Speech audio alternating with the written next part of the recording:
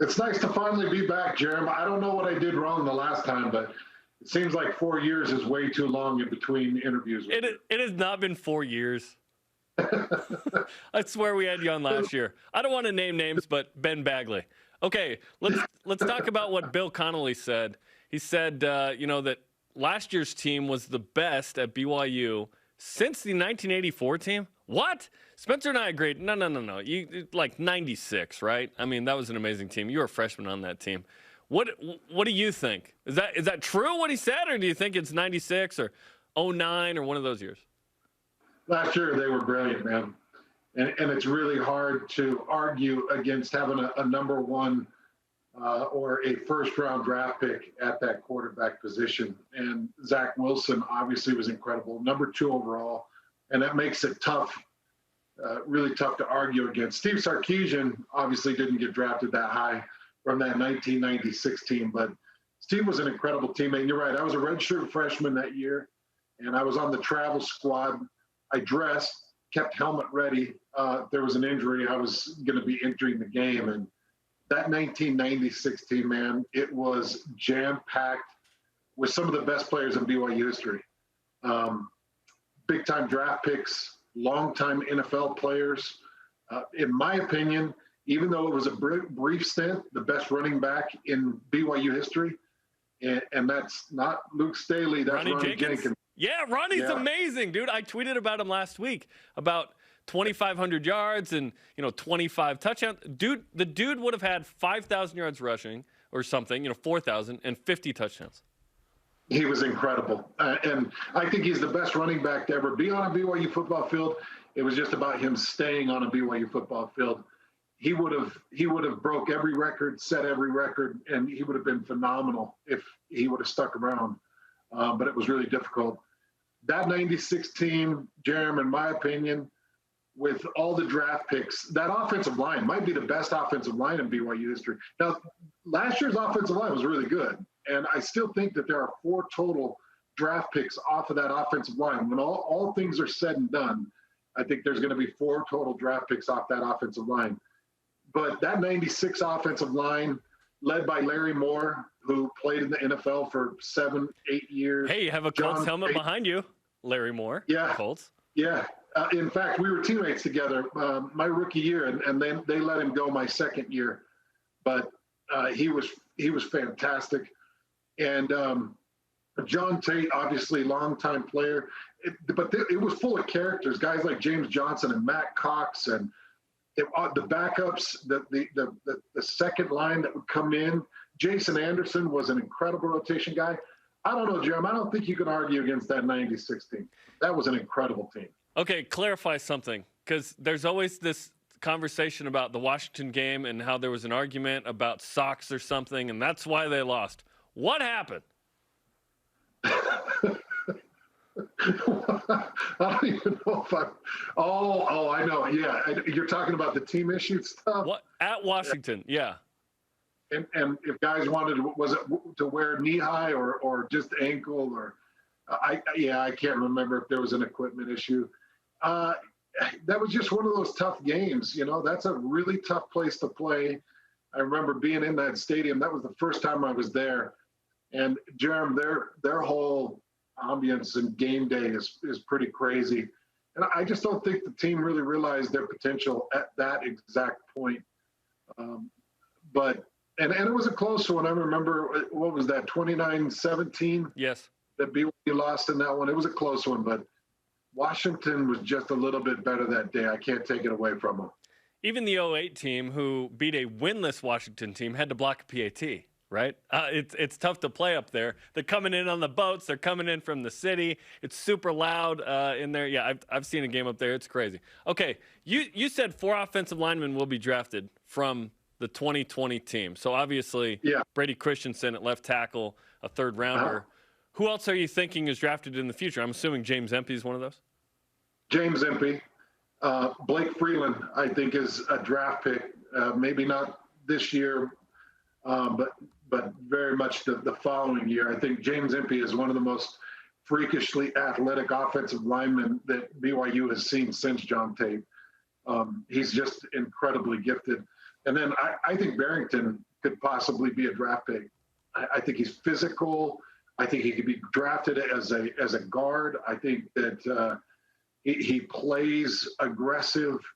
He just has to find that consistency and that aggression, making sure that he's hitting all his schemes and plays an extremely consistent season this year. But I think he's a potential draft pick. That's exciting. And when the offensive line is good, the run game's good. And when the run game's good, BYU is good. It's a simple formula, right? We're talking to Hans Olsen of 1280 The Zone, Salt Lake City, former BYU defensive lineman as well. He has one of the greatest celebrations after a touchdown in Cougar football history. You can look it up on YouTube. Okay, in the same article, Bill Connolly also says, quote, under Sitake, things have become more volatile for better or worse, end quote. I think he's referring to 4-9 one year in 2017, and then 2020 obviously going 11-1 and being ranked 11 at the end of the season.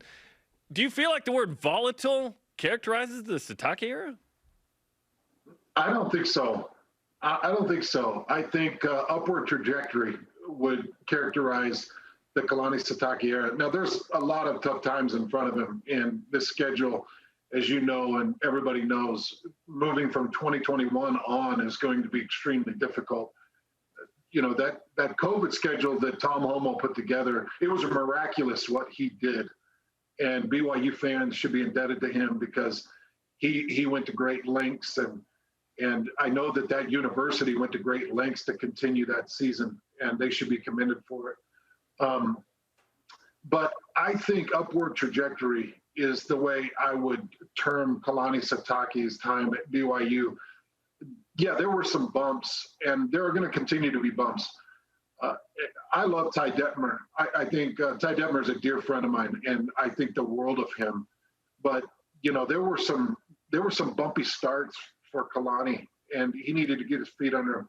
But you know, Jarom, I would say that BYU fans need to be really excited about Aaron Roderick and really excited about Fesi Sitake. I think that those two offensive minds are as innovative and as forward-thinking as two guys that I've ever really talked to about the game of football.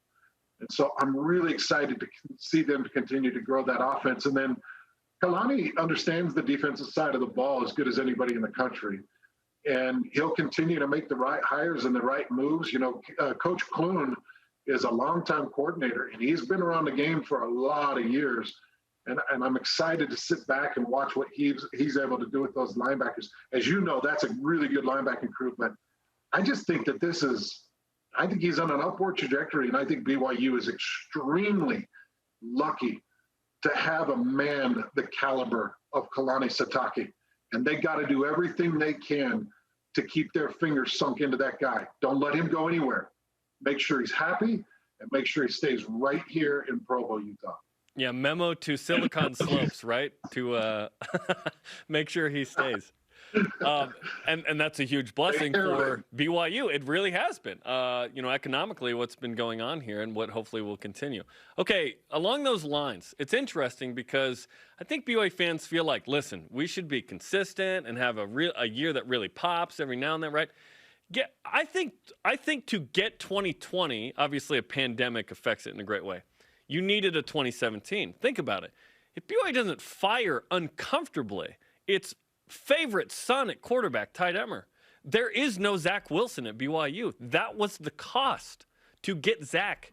So sometimes you have to push the restart button. And that was 2017.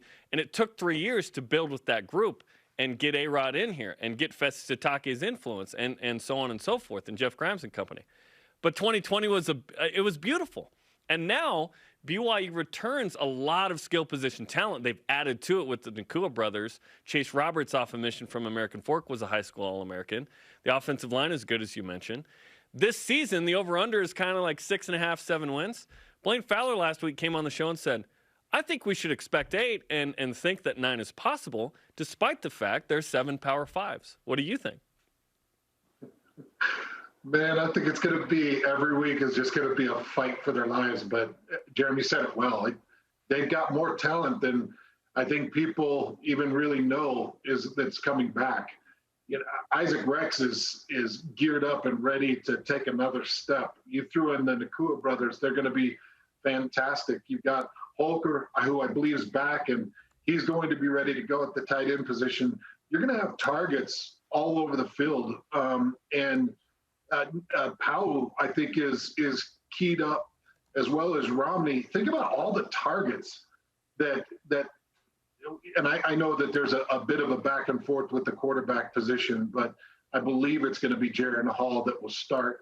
Think about all the targets that he's got. And then, you throw in the fact that you've got Tyler Algier, who can really carry the bulk of that offense if you need it, behind that offensive line you talked about.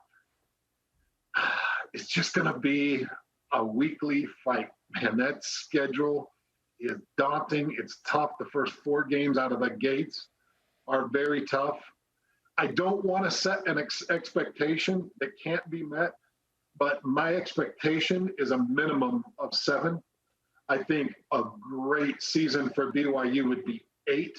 I think anything above 8, you better take Kalani Sitake, put him on a float, parade him through Pro Bowl, and get your boys at the Silicon Slope to come down with a Brinks truck, back it up and say, please stay, because you do so much more with so much less. That's the one thing I want BYU fans to really understand is what this football program is doing with what they've been given. It's not even in comparison to what the Power 5 conferences are giving their teams overall, the infrastructure, the support staff behind your head coach. What Sitake and that staff is doing with what they have is unfounded, unbelievable. It cannot be matched. And so if it's anything better than 8, watch out, man. You better lock that guy down for 10 years. Listen, the moment we see a Brinks truck on campus is the moment the second coming starts. We're all headed to Missouri anyways, huh? Yeah. We'll all be in the SEC anyways. Okay, with the schedule, you talked about how tough it's going to be. Listen, I'm Mr. Hey, this schedule's too hard. What are we doing, guy?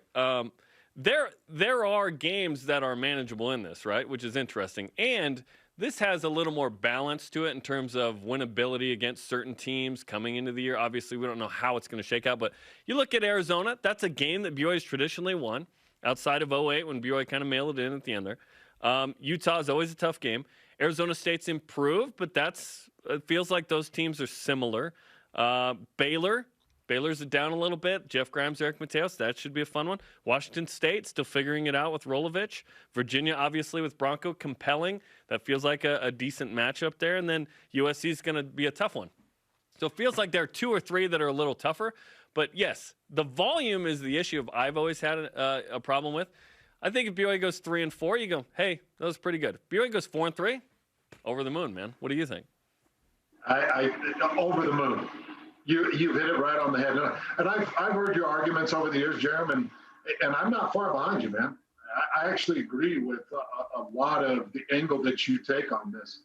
And we saw where BYU ranked nationally when they put together that pandemic schedule. I know that it had to do with everybody having to do what they had to do, and I know that the entire world of college football was skewed, but I would say the same. I would say that 4 wins in that situation would be incredible. I'll tell you what, BYU fans would go 1 win if it could be Utah. Yeah. That's the one on the schedule that I know that staff has to be the most concerned with. That's the one on the schedule that I would be the most focused on, and I would take a different approach. I don't know if it was 2 years ago, I think it was, where it was kind of an all-in mentality with beat Utah, and the players were talking about it and coaches were talking about it. And I'll tell you, it created a stir with the media, but it also created a lot of interest, and it opened up ears up on the hill. They kept their mouths quiet and they came out and delivered the win. What I'd say is keep your mouth quiet, work your butt off, because this Utah roster is jam-packed with talent, just like BYU's roster. And last year would have been your best chance to get them with Zach Wilson and what BYU was putting together, and Utah was extremely young. This year won't be that. Utah's brought in a lot of transfer portal talent, and BYU is going to have a fight on their hand. I think that this is going to be one of the most competitive rivalry games we have seen in a long time.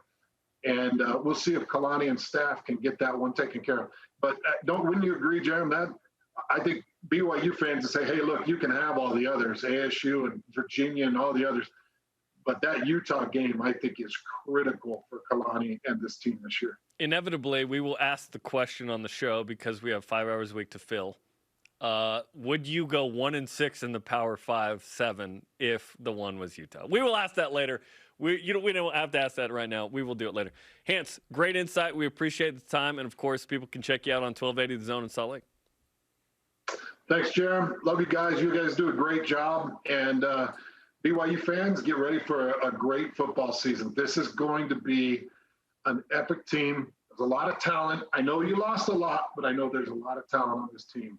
And it's going to be an exciting year.